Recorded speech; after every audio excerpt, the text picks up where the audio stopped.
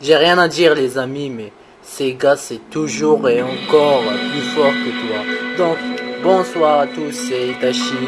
Donc pour une nouvelle présentation d'un jeu Yakuza 4 sur PlayStation 3, évidemment une exclusivité de la PlayStation depuis le premier opus. Donc c'est quoi Yakuza? Pour moi c'est une suite non officielle, enfin une suite spirituelle, j'ai envie de dire, de Shenmue. Shenmue, le mythique jeu de Sega qui a été fait sur Dreamcast à l'époque. Shenmue 1 et 2. Et malheureusement, le financement de ce jeu était un vrai scandale. C'était vraiment trop cher. Le développement et tout ça. Wow. Et ça a fait un bid monstrueux. Bon, vraiment comme plusieurs jeux. Je peux noter Okami qui a fait fermer les portes de Clover. Enfin, Clover est affilié à un studio de Capcom, je sais plus lequel. Donc il y a plusieurs jeux comme ça, vachement bien fait, trop bien fait même, mais malheureusement pas très vendus. Quand je pense à des Call of Duty comme ça qui se vendent à la va-vite par camion entier, quoi, wow. Et voir un chef-d'œuvre comme Shenmue et tout ça, mais qui font un bid, non, pour moi non. Donc c'est quoi Shenmue déjà? Si vous connaissez la mafia japonaise et tout ça, les gangs, une histoire intrigante. Donc déjà la star de la série tout entière, c'est basé sur un personnage charismatique qui est celui-ci, qui le regarde avec un regard de chat comme ça, avec ses sourcils et sa coiffure super cool, et son costard de ouf. Mesdames et messieurs, c'est Kiryu Kazuma. Donc, c'est un vrai tête de chat comme ça, qui fait peur. Donne-moi mon humour noir et tout ça. You need a break now, it's time to reset up. Donc malheureusement, c'est pas traduit en français, malheureusement ou pas, parce que déjà le premier, ils l'ont fait en français. Il était pas mal. Il y avait plusieurs fautes comme... c'est marrant les fautes comme ça. Regardez-moi la skin de Yakuza. Donc, les Yakuza, ce qui me frappe, c'est la modélisation des visages, mais vachement trop bien faite. J'ai jamais vu ça que dans un jeu qui est sorti récemment.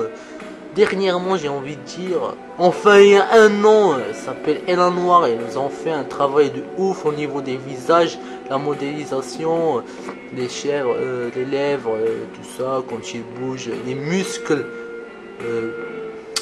ben comme ça, bougent. Donc, allez, je vais vous faire un petit tour ici. On a Item, Map, Ability, Email, Character, Challenge, Memo. Donc il y a visité ici la map. Donc on est déjà à une ville qui est réellement réelle, qui s'appelle Kamurocho, qui est vraiment une ville, enfin un clan, comment dirais-je, putain, c'est une particule de Tokyo, si l'on veut dire, le quartier chaud de Konoha. Excusez-moi mon humour un peu sanguinaire. Donc Yakuza, déjà dans le quatrième opus, si on peut dire c'est le cinquième, parce qu'il y a déjà un autre Yakuza spin-off, j'ai envie de dire, qu'on incarne l'ancêtre de Monsieur Kiryu Kazuma, et qui était un ninja avec son samouraï. Il avait déjà les QTO et tout ça, c'est vraiment trop bien fait. Allez. Donc, à tout de suite pour vous montrer. C'est un spoil, car je vais vous montrer la fin du jeu. Enfin, juste une petite partie avec Akiyama-san, le premier personnage qu'on dirige au début du jeu. Mais ce bâtard là, évidemment, ce bon gros gorille qui tape mais sévèrement fort. Ici, on a notre Pantako Takayama qui est la fin du jeu. Il est super chaud en fait. Si on est en difficile, c'est hyper chaud même. Avec Takayama, il y a des milliers de soldats comme ça. Une trentaine, j'ai envie de dire, de soldats qui... Je vais pas vous spoiler. C'est... Enfin, sa technique à lui, c'est un policier déjà, ça me fait vachement penser au policier récent de Sleeping Dog, un jeu que j'ai reçu et fini, qui était monstrueux. C'est comme un Yakuza en fait, mais mélangé avec du GTA. Sleeping Dog, c'est une autre histoire. Donc, Takayama, il fait des trucs illégaux et tout ça, c'est un policier évidemment. Il chasse les Yakuza. Et il est avec nous. Déjà, Kiryu Kazuma était un Yakuza. Il était un orphelin. Il a fait une orphelinat où je vais pas vous montrer sa petite fille. Il est où déjà? Elle est pas là. Donc, il a adopté la fille qu'on croise dans le premier opus. Il s'appelle déjà quoi? Merde. Hanako. Je me rappelle pas trop, merde. Allez, voilà le quartier de Kamurocho, qui est une ville réelle. Très bien fait. Allez, je vous laisse pour le combat final avec Takayama. À la prochaine. Donc j'avais un petit bug de capture de caméra, donc voilà. Allez, on continue. Le petit, on prend ça, on a. Allez, on va faire. Hurrah! Donc les mises en scène des combats, c'est vachement trop bien fait, là, j'espère. Yes. Hop là, comme ça. Bon, il y a des... pour merde, j'ai raté. Putain, t'as rapide. Putain de merde. À rappeler que je joue mon extrait. Hop. Là bas ici, allez, un peu de pêche. Allez, viens par ici. Allez. Dans ta face, putain, arrête, tu me rushes là. Allez, prends ça dans ta face. Allez, frappe.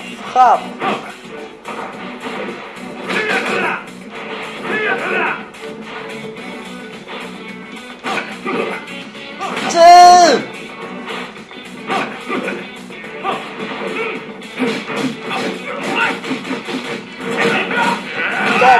Parce qu'on a ça fait bien quand je lui explose la tranche, n'est-ce pas?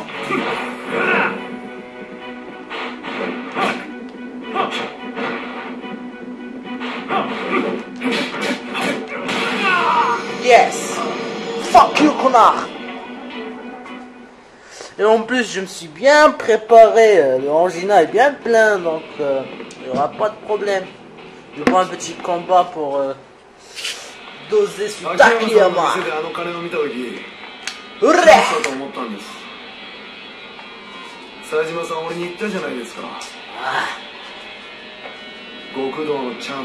À tes souhaits.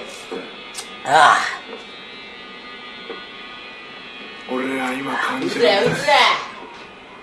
Je t'explose la tranche.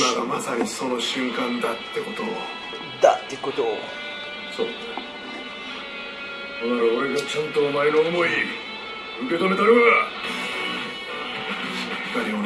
Tanamura, c'est vraiment, il est très agressif. Il est le plus puissant des quatre, je pense, parce qu'il a des coups, mais il fait rebondir l'ennemi. C'est vachement trop sanglant. C'est le bad Yakuza, il était en prison parce qu'il a soi-disant tué 10 personnes. Donc le Tojo, le clan et tout ça, c'est vraiment ça. Ça pardonne pas. Alors, toi t'es dead. explose la tranche. Putain, tu me rushes là, lui. Dans ta face, comme ça fait du bien.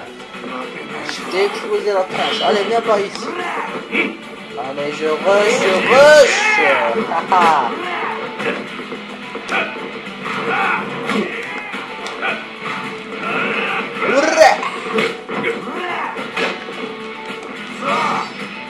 Exo, non, exo pas, il exo pas, putain. Dans ta face. Allez, je recharge, putain. Dans ta face.